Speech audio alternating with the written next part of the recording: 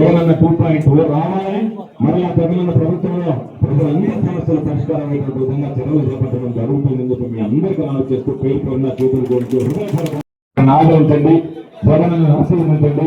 మీ సంపూర్ణమైనటువంటి ఆశీస్సులు చెప్పాయి. మీ సంపూర్ణమైనటువంటి ఆశీస్సులు రేపు జరగబోయేటువంటి ఎన్నికల్లో పెద్దలు మనకి ఇన్ఛార్జ్ చెప్పాడు. పోస్టింగ్ సోషల్ మీడియాలో పోస్టింగ్ పెడితే పోస్టింగ్ పెట్టిన వెంటనే ఎస్ఎం ఫౌండేషన్ అంటే ఒకసారి స్టేషన్ దగ్గర పుట్టుడుగా కూడా అన్ని తీసేసాడు. నేను ఎందుకు తర్వాత అన్ని తీసుకున్నాడు. ఎందుకు తీసేసామంటే పెట్టడం మొదలు పెట్టగానే ఎస్ఐ పోలీస్ స్టేషన్ రమ్మన్నాడు సార్. తీసేసాను. నువ్వు పెట్టవా నేను ఉన్నానని, నువ్వు పెట్టవా నేను ఉన్నానని చెప్పాడు. మళ్ళీ అన్ని పెట్టాడు. పెట్టడం మొదలు పెట్టగానే మళ్ళీ ఎస్ఐ ఫోన్ చేశాడు. స్టేషన్ దగ్గర రావాలి. నేను ఎస్ఐ ఫోన్ చేశాను. ఏమన్నా రమ్మన్నామంటాను అనేది వెళ్ళి ఆ సిఐ డిఎస్పీ అందరూ కలిసి వాళ్ళని ఇబ్బందులు పెట్టి గంటల పోలీస్ స్టేషన్ లో పెట్టి బెదిరించి బయలుదేరు చేసి పంపించారు. నేను ఒకే విషయం చెప్తున్నా, గుర్తుంచుకోండి. అధికారం అనేటువంటిది ఎవరికి శాశ్వతం కాదు. రేపు అధికారం మారిన తర్వాత ఈ ఉద్యోగులు ఎవరైతే ఎదుగుతున్నారో నేను మీ అందరికీ ఒక విషయం చెప్తున్నా, గుర్తుంచుకోండి. రేపటి రోజు 2019, 2024 ఉండదు. రేపటి రోజు మీరు కూడా అయ్యో ఈయన ఇంతగా ఇబ్బందులు పెట్టాలనేటువంటి విధంగా ఉంటుంది తప్ప నేను చెప్తున్నా. సీతారాంపురం విషయంలో ఆ సిఐకి డిఎస్పీకి మీరు ఇద్దరు కూడా ఇప్పటికే తప్పు చేశారు. రేపు పదవి విరమణ చేసిన మిమ్మల్ని వదిలిపెట్టాం, మీరు ఉద్యోగాలను వదిలిపెట్టాం. ఈరోజు మీకు ఒక ధైర్యం ఉంది, ఒక ధీమా ఉంది. అది ఏమిటి అంటే ఇక్కడ పనిచేసాం, పక్కన ఉన్నటువంటి నియోజకవర్గంలో మన వాళ్ళు ఉన్నారు కాబట్టి వాళ్ళతో మాట్లాడుకుంటే రేపు ఆ నియోజకవర్గానికి పొందాలనుకుంటున్నారు. గతంలో వాళ్ళంతా జరిగింది. ఇక్కడ పనిచేసినటువంటి వాడు సర్వేపల్లికి వచ్చాడు, సర్వేపల్లిలో అన్యాయం చేసినటువంటి వాడు ఉదయగిరికి వచ్చాడు, ఉదయగిరిలో ఉండేటువంటి వాడు ఆత్మకూరు ఉండేవాడు కోరుకుంటాడు. ఈసారి ఆ విధంగా ఉండదు పరిపాలన గుర్తుంచుకోండి. నేను మరలా చెప్తున్నా, ఈ 3 జిల్లాలు ఒక జోన్, ఒంగోలు, నెల్లూరు, గుంటూరు కలిపి ఒక జోన్. అందరినీ కూర్చోబెడతాం శాసనసభ్యులు, అందరి దగ్గర చిట్టా తయారు చేస్తాం. ఎక్కడెక్కడ ఏ ఎస్ఐ, ఏ సిఐ, ఏ డిఎస్పీ అయితే మన వాళ్ళకు వ్యతిరేకంగా పనిచేస్తామో శాశ్వతంగా వాళ్ళ మీద విచారణ జరిపిస్తాం.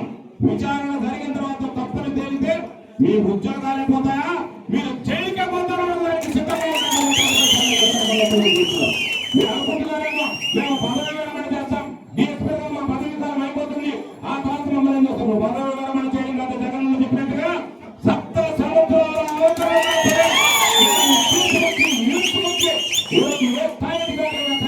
విడిచిపెట్టేటువంటి ప్రసక్తి ఉండదని చెప్తున్నా. ఈ రోజు ఆ సీతారాంపురంలో జరిగినటువంటి విషయానికి సంబంధించి ఆ సిఐని డిఎస్పీని హెచ్చరిస్తున్నా, మీ పద్ధతులు మార్చుకోండి. లేని పరిస్థితుల్లో భారీ మూల్యం చెల్లించవలసినటువంటి పరిస్థితి ఏర్పడుతుందని చెప్పి మీ అందరికీ తెలియజేస్తుంది. ఈరోజు అటువంటి నేపథ్యంలో ఉండేది వాళ్ళు ఉండేది పోలీసులే, స్పెషల్ పార్టీ పోలీసులు, మత్తు పోలీసులు తప్ప పెద్ద ఊరు లేరు వాళ్ళతో పాటు. అందుకని వాళ్ళ ప్రజలు అనుదండం లేదు కాబట్టి పోలీసులు తీసుకుంటూ చూసుకోవాల్సినటువంటి పరిస్థితి. ఈరోజు రాజగోపాల్ చెప్పండి, సీతారాంపురాలకు సంబంధించినటువంటి వారం ఏంటంటే, స్వామి నా భక్తుకి అసహ్యమైనటువంటిది లేకుండా చేసేటువంటి సూత్రుడు, అసహ్యమైనటువంటిది ఏమీ లేకుండా పండించారు. అందుకని చంద్రబాబు ఏదైనా చెప్తాడు. బహుశా అబద్ధాన్ని నిజమని చెప్పడంలో కానీ, నిజాన్ని అబద్ధం చేయడంలో కానీ, తప్పుని ఒప్పు అని మాట్లాడడంలో కానీ, ఒప్పుని తప్పు అని చెప్పి పలికించడంలో కానీ ఈ రాష్ట్రంలో, ఈ దేశంలో కాదు, ఈ ప్రపంచంలోనే చంద్రబాబు నెంబర్ 1 అనేటువంటి విషయాన్ని సందర్భంగా మనం గుర్తుంచుకోవాలి. చంద్రబాబు చెప్తుంటే నెంబర్ 1 దీంట్లో చంద్రబాబు వాటిలో చంద్రబాబు నెంబర్ 1. పాపం రాజగోపాల్ చెప్పినట్టుగా మొన్న ఎప్పుడో ఒక టీవీ ఇంటర్వ్యూ ఇచ్చాడు. ఏమనిచ్చాడంటే, నేను 20 లక్షల కోట్ల పెట్టుబడులు తెచ్చా, 23 లక్షల కోట్ల ఉద్యోగాలు తెచ్చాను. ఆ యాంకర్ నోట్ తెచ్చి 23 లక్షల కోట్ల అన్నాడు. 20 లక్షల కోట్లు అన్నాడు. అంటే అబద్ధం చెప్పడానికి కూడా అతిన్నట్టు ఉండాలి కదా. పాపం చెప్పలేకపోయాడు. మరి అసహ్యం వేసింది అతనికి చెప్పడానికి. అందుకని ఏమి చెప్పలేకపోయాడు. సరే నీకు ఇంగ్లీష్ రాదు అనుకున్నాం, ఇంగ్లీష్ చెప్పాడు. తెలుగులో అయితే చెప్పుకునేవాడేమో, ఇంగ్లీష్ చెప్పాడు.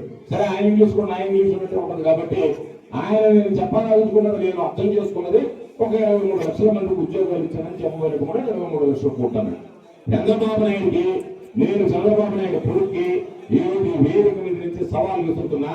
మీకు నీతి జాతి నిజాయితీ ఉంటే, నిబద్ధత ఉంటే, దమ్ము ధైర్యం ఉంటే, మీ ప్రభుత్వం వచ్చిన తర్వాత ఎంతమందికి మేము ఉద్యోగాలు ఇచ్చామో, గ్రామాల్లో సచివాలయాలు ఉన్నాయి, వార్డులో సచివాలయాలు ఉన్నాయి,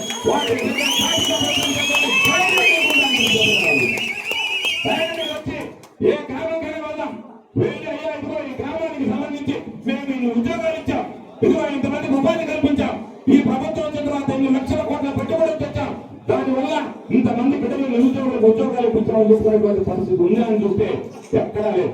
కాబట్టి ఎప్పటికైనా సరే మీరు అబద్ధపు కోతలు కూడా మాని ఇవాళ ఏదన్నా ఉంటే పరిపాలనకు సంబంధించిన చేంజ్ అయితే అది చేతకానటువంటి పరిస్థితి. ఒక రాష్ట్రానికి ముఖ్యమంత్రిగా ఉన్నటువంటి వాడు అసహ్యం వేస్తున్న మాట్లాడాలంటే, ఒక రాష్ట్రానికి ముఖ్యమంత్రిగా ఉన్నటువంటి వాడు కోట్లాది మంది మనోభావాలకు సంబంధించినటువంటి భక్తులు ఉంటే తిరుమల తిరుపతి దేవస్థానానికి సంబంధించి ఏం మాట్లాడాడు, దానిలో జంతువులు కొవ్వు కలిసింది అని చెప్పి మాట్లాడాడు. ఒక అడుగు ముందుకేసి పవన్ కళ్యాణ్ ఆయన సనాతన ధర్మం అని చెప్పి తిరిగాడు. ఆయన ఏం మాట్లాడాడు, దీంట్లో బిగ్ ప్యాక్ ఉంది అని చెప్పి మాట్లాడాడు.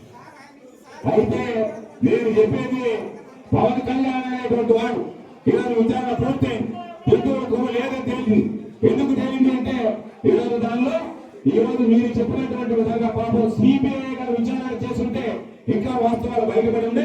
దానిలో మన రాష్ట్ర స్థాయి అధికారులు కూడా కలిపారు కాబట్టి రాష్ట్ర స్థాయి అధికారులే కానీ చేస్తుంటే అన్ని చంద్రబాబు చెలకపడి కనుక బయటకుండేవాడు. కానీ ఈరోజు అవకాశం లేకుండా పోయింది కాబట్టి ఈరోజు జంతువులకు కాపలేదు అని చూపించినటువంటి పరిస్థితి ఏర్పడింది. అంటే ఇంతమంది మనోభావాలను దెబ్బతీసినటువంటి చంద్రబాబు చివరికి కుటుంబ సభ్యుల్ని ప్రజలను కాదు దేవుడిని కూడా తన స్వార్థ రాజకీయాల కోసం వాడుకున్నటువంటి నీచుడు ఎవరన్నా ఉన్నాడు అంటే చంద్రబాబు నాయుడు అని చెప్పి మీ అందరికీ గుర్తుంది. కాబట్టి వెంటనే పవన్ కళ్యాణ్ వెళ్ళి మామూలుగా మెట్లు తొలగడం కాదు, నేరుగా ఎత్తుకున్నాయి చంద్రబాబు నాయుడు ఒళ్ళు శుభ్రం చేసి, చంద్రబాబు నాయుడు మనిషిని శుభ్రం చేసి ఎక్కడైనా జాగ్రత్తగా మంచిగా పవిత్రంగా బతకమని చెప్పి చంద్రబాబు నాయుడు తోవాలా కలర్ పవన్ కళ్యాణ్ అనేటువంటి వ్యక్తి అని చెప్పి సందర్భంగా గుర్తు చేస్తున్నాం. కాబట్టి ఈ అరాచకాలు ఎక్కడ పడితే అక్కడ మీ ఇష్ట ప్రకారం వ్యవహరించడం, మీ ఇష్ట ప్రకారం మాట్లాడటం. ఈ రోజు ఒకటే విషయం చెప్తున్నాం, పాపం చాలా సందర్భాల్లో మాట్లాడుతున్నారు, మీరు అధికారంలో ఉన్నారా మేము అధికారంలో ఉన్నామని. నేను మీకు చాలా విసురుతున్నా, సవాల్ విసురుతున్నా, పోలీసులను పక్కన పెడితే ప్రభుత్వంలో మీరున్న అధికారం